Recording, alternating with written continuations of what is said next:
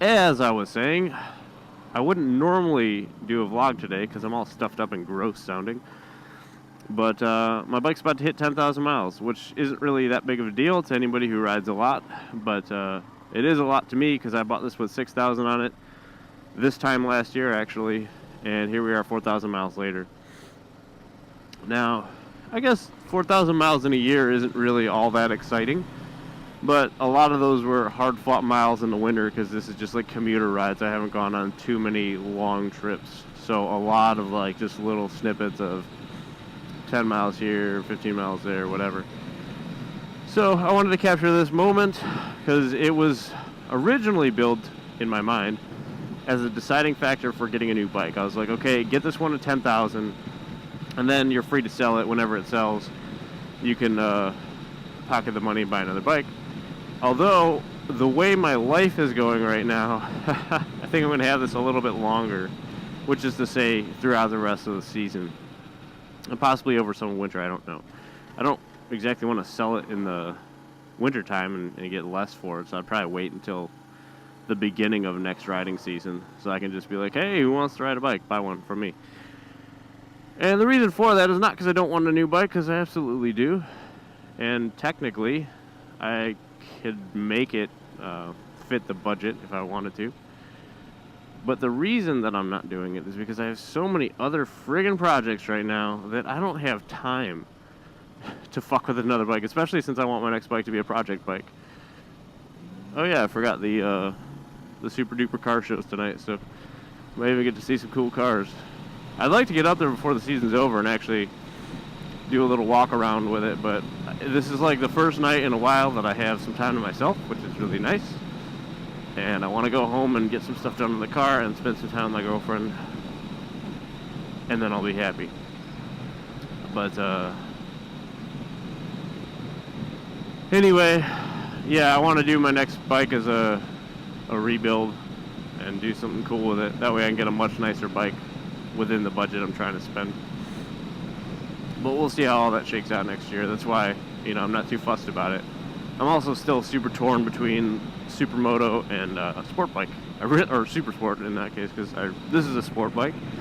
I like it a lot. It's actually quite comfortable, except the seat's a little firm for my liking. But oh fuck me, I'd rather have a super sport, I think. And having not ridden one yet, I need to determine that. But this gives me some time to sort that out. Keep riding this. There's nothing really wrong with it. Could definitely use some improvements, but for the time being, I don't really care. I'm happy to have it.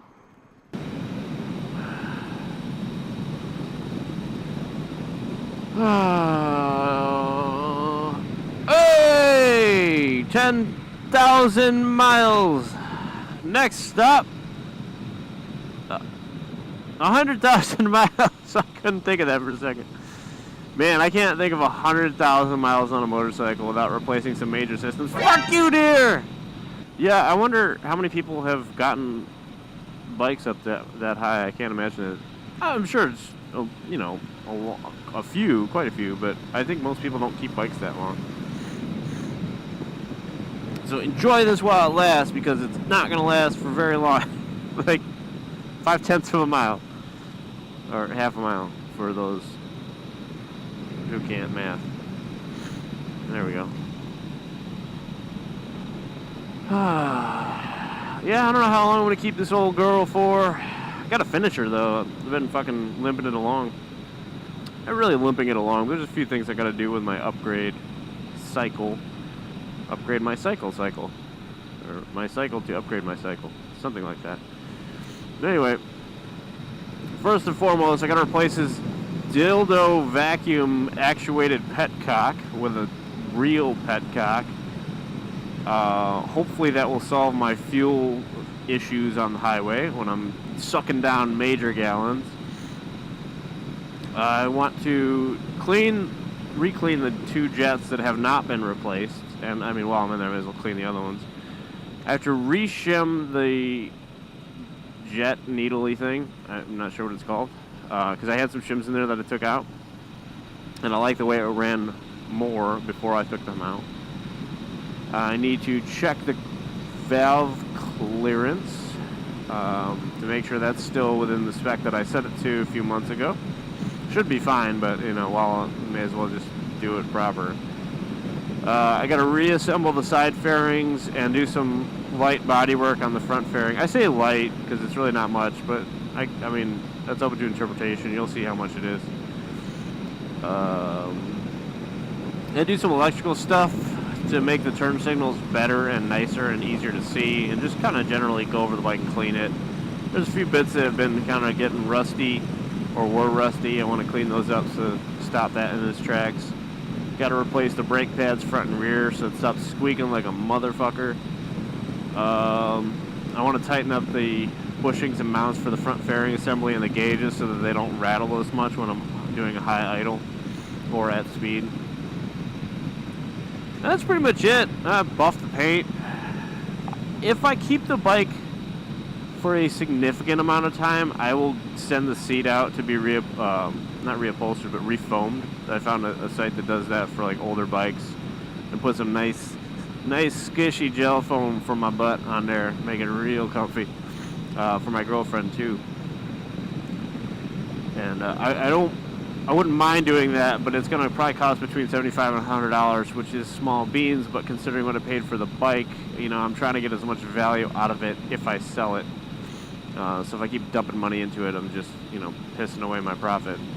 I mean, I'll already lose money on the bike, but that's open to your interpretation of if owning a vehicle and using it gives you personal value, which in this case it does. So I don't mind taking a small loss on the bike. I just want to try to get out of it what I put into it at sticker value. Stuff like tires, brakes, consumable items, I don't care as much because I'm using them up by using the bike. So it kind of works itself out.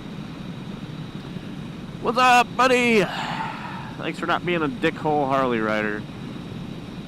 Anyway, that's kind of the plans right now. I want to get that done. This is a smaller project of some of the stuff I have going on. So it would be nice to pick away at it and just knock it out of the park. That way I don't have to worry about it. I can just hop on my hog and go for a ride.